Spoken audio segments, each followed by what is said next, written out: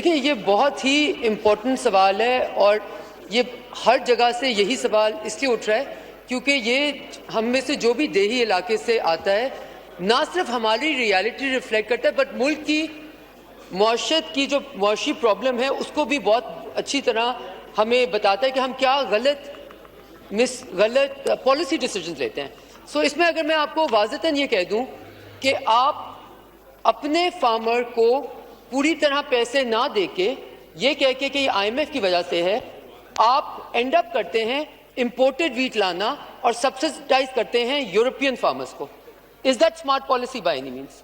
اسی میں mister speaker سوال نمبر 127 میں یہ لکھا ہوا ہے کہ فارمر کو ملتا ہے according to government's rate 1,13,000 something اور اس کا خرچہ ہوتا ہے اس سے زیادہ اور اس لیے اس کو ہر پر ایکڑ پہ ویٹ کلٹیویشن میں جو آپ نے اس وقت پالیسی بنائی ہوئی ہے اس کے مطابق فارمر کو پر ایکڑ پہ لاس ہو رہا ہے. جب فارمر کو پر ایکڑ پہ لاس ہو رہا ہے جب حکومت کو یہ پتہ ہے حکومت کے اپنے آنسرز میں یہ آیا ہوا ہے تو حکومت اپنی پالیسی کو کیوں اس طرح نہیں بنائے گی کہ it ends up if anything first of all you will not have to subsidize the farmers at all لیکن اگر کسی کو آپ نے سبسڈائز کرنا ہے خدا کے لیے تو آپ پاکستان کے فارمر کو سبسڈائز کریں گے یا آپ دوبارہ کے دوبارہ امپورٹڈ ویٹ لا کے یورپین فارمر کو can't we ever learn from our mistakes? جی ڈاکٹر صاحب. شکریہ جناب اسپیکر. سر یہ دونوں سپلیمنٹری سوال کیے گئے ہیں. گزارش یہ ہے کہ جو آنریبل ممبر نے ابھی بتایا ہے کہ پر ایکڑ جو ہے کاسٹ کتنی آ رہی ہے گندم کاشت کرنے کی اور اس کے بعد اس کا جو ہے وہ فی من ریٹ کتنا نکل رہا ہے اور اس میں فارمر کو لاس ہوا ہے پچھلے سال. میں تو یہ بات ایڈمٹ کر چکا ہوں کیونکہ وہ قیمتیں جو مقرر کی گئی تھیں فیڈرل گورنمنٹ کی طرف سے اور پروونشل ڈپارٹمنٹس کی طرف سے اور اسی آپ یہ کہیں کہ میکانزم کو ہم نے ختم کیا ہے کہ سپورٹ پرائس فکس نہ کی جائے. باقی جہاں تک تعلق ہے سر فارمرز کی جو شکایات ہیں یا ان کے ایشوز ہیں اس کے حوالے سے جو میں نے ایک آپ کو بتایا کہ electronic warehouse receipt system یہ سیٹ کیا گیا ہے. اس کے ساتھ ساتھ ہم کسان کارڈ جو ہے وہ انٹروڈیوس کیا گیا ہے. انٹرسٹ فری لونز جو ہیں وہ دیے جا رہے ہیں. گرین ٹریکٹر سکیمز ہیں اور دیگر انیشیٹوز ہیں جس کے ہم فارمرز کو فیسیلیٹیٹ کر رہے ہیں اور انشاءاللہ پوری کوشش کریں گے کیونکہ ہم ایک زرعی ملک ہیں اور زراعت جو ہے ہماری بیک بون ہے. شکریہ جی. نیکسٹ کوشچن شرمیلا فاروقی صاحب. شکریہ اسپیکر صاحب. Question number 126. آنسر بھی ٹیکن ایز ریڈ سپلیمنٹری. سر یہ جو ML1 پروجیکٹ ہے یہ انتہائی اہم اور سب سے زیادہ کرٹیکل پروجیکٹ ہے سی پیک کا. سر اس میں کنٹینیوس ڈیلیز آ رہے ہیں. حکومت اس وقت بھی جواب میں بتا رہی ہے کہ یہ پروجیکٹ کا جو فیز 1 ہے یہ ایکنیک سے اپروو ہوا تھا جولائی 2024 کے اندر اور جو فائنانسنگ کمٹمنٹ ایگریمنٹ تھا وہ چائنا کے ساتھ شیئر کر دیا گیا لیکن وہاں سے ابھی تک کوئی فارمل جواب نہیں آیا. سر دوسری چیز یہ ہے کہ جو گریڈ سیپریشن ہے اور جو فینسنگ ہے وہ صرف کراچی سے حیدرآباد تک کی جا رہی ہے اور اس پروجیکٹ کی کاسٹ جو ہے وہ ریڈیوس کی گئی ہے فرام 6.6 بلین. یہ سر میں سوال پوچھنا چاہ رہی ہوں کہ despite the fact that this is the most critical component of CPEC and it is very very important for Pakistan Railways جس میں کوئی 1.5 لاکھ سے زیادہ جو ہیں وہ جابس بھی ڈائریکٹ اور انڈائریکٹ جابس کریٹ ہوں گے. سر ابھی تک چائنا کی طرف سے کوئی فائنینشیل کمٹمنٹ کیوں نہیں آئی؟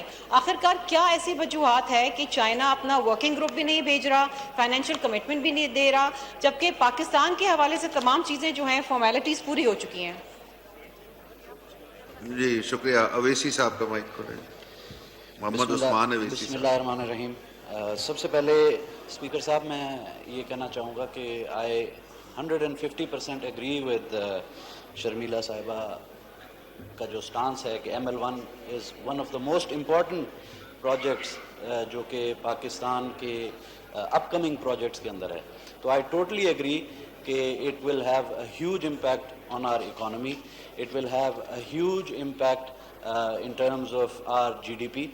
لیکن جو ان کے سوال تھے ان کے بارے میں تھوڑا سا جواب دینا چاہوں گا. ایک ان کا تھا کہ why is there a delay coming in China کی طرف سے. سر چائنا کی طرف سے ایک ڈیلیگیشن نے آنا ہے جس نے اس کے اوپر فردر فزیکل ایسٹیمیشن کرنی ہے جو کہ اس وقت اس لیے رکا ہوا ہے کہ پاکستان کے جو حالات ہیں وہ ہم سب کے سامنے ہیں.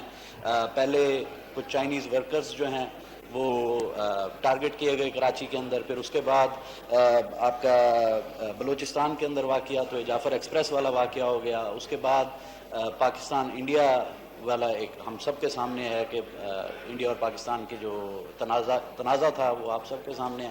الحمدللہ ہم اس کے اندر جواب دینے میں بڑا زبردست کامیاب ہوئے. لیکن سر وہ جب تک یہ معاملات صحیح نہیں ہوتے پاکستان کے اندر ڈیلیگیشن یہاں میرے لحاظ سے اس وقت تک نہیں آئے گا جب تک وہ اپنے آپ کو سیکیور فیل نہ کریں. So that is the answer to the first question کہ ڈیلے کیوں آ رہا ہے. دوسرا انہوں نے پوچھا کہ اس کے اندر کٹ کیا گیا ہے 9 سم تھنگ بلین سے 6.6 سم تھنگ بلین تک, تو اس کے اندر انہوں نے فینسنگ ہٹا دی ہے.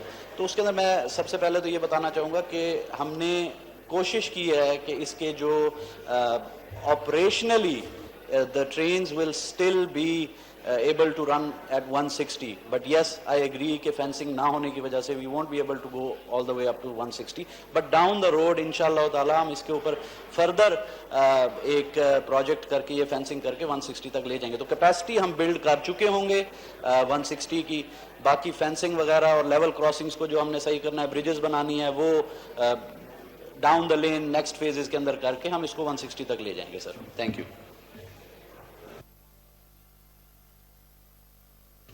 جی شکریہ. Question hour is over. Leave applications. Mr. Rafiq Ahmad Jamali has requested for the grant of leave. His leave granted. Granted. Shandana Gulzar Khan has requested for the grant of leave. His leave granted. Granted. Muhammad Mubin Arif has requested for the grant of leave. His leave granted. Granted.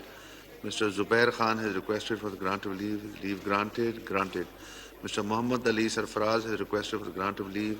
Leave granted. Granted. Ms. Anika Mehdi has requested for the grant of leave. His leave granted. Granted. Mr. Faisal Amin Khan has requested for the grant of leave. His leave granted. Granted. Mr. Muhammad Ijazul Haq has requested for the grant of leave. His leave granted. Granted. Dr. Nikhat Shakil Khan has requested for the grant of leave. His leave granted. Granted. Izharul Hasan, Mr. Izharul Hasan has requested for the grant of leave. His leave granted. Granted. جی یہ calling attention آج کا ہم defer کرتے ہیں اور item number 4 further clause by clause consideration of the bill further to amend the income tax ordinance 2001. The income tax amendment bill 2024 is reported by the standing committee. The question is that the clause do stand part of the bill. All those in favor may say aye. All those against may say no. I think the ayes have it, and consequently clause 3 stand part of the bill. The question is that one preamble and short title do stand part of the bill. All those in favor may say aye. All those against may say no. I think the ayes have it. So clause 1 preamble and short title do stand part of the bill. Asad کیسے صاحب نہیں registration ہو جائے اس کو آپ موقع دیتا ہوں نا, آپ صبر کریں, آپ کو موقع ملے گا. پلیز یہ جو نہیں یہ مجھے کرنے دیں, اس کو آپ کو پہلے آپ کو موقع دیتے ہیں. جی آئٹم نمبر 5 محمد اورنگزیب صاحب, منسٹر فائنانس. جی thank you Speaker Sahib. I beg to move that the bill further to amend the Income Tax Ordinance 2001, the Income Tax Amendment Bill 2024 as reported by the Standing Committee be taken into consideration at once. Now I put the motion to the House. It has been moved that the bill further to amend the Income Tax Ordinance 2001, the Income Tax Amendment Bill 2024 be passed. All those in favor may say aye. All those against may say no. I think the ayes have it and the motion is adopted and consequently bill is passed. Item number 6, Mr. Khalid Maqbool Siddiqui صاحب, یہ کون move کریں گے اس کو؟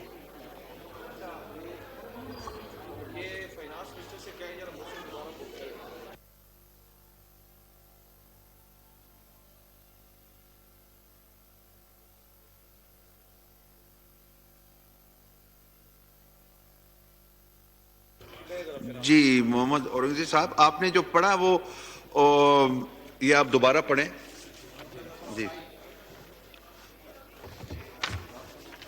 جی Mr. Speaker, I beg to move that the bill further to amend the Income Tax Ordinance 2001, the Income Tax Amendment Bill 2024 be passed. Now I put the motion to the House. It has been moved that the further to amend the Income Tax Ordinance 2001, the Income Tax Amendment Bill 2024 be passed. All those in favor may say aye. All those against may say no. I think the ayes have it and the motion is adopted and consequently bill is passed. जी इस पे item number 6 पे कौन move करेंगे? नाज अकबर साहबा. On behalf of Mr. Khalid Maqbool Siddiqui, Minister for Federal Education and Provincial Training, to move that the bill further to amend the Federal Board of Intermediate and Secondary Education Act 1975, the Federal Board of Intermediate and Secondary Education Amendment Bill 2024, as reported by the Standing Committee, be taken into consideration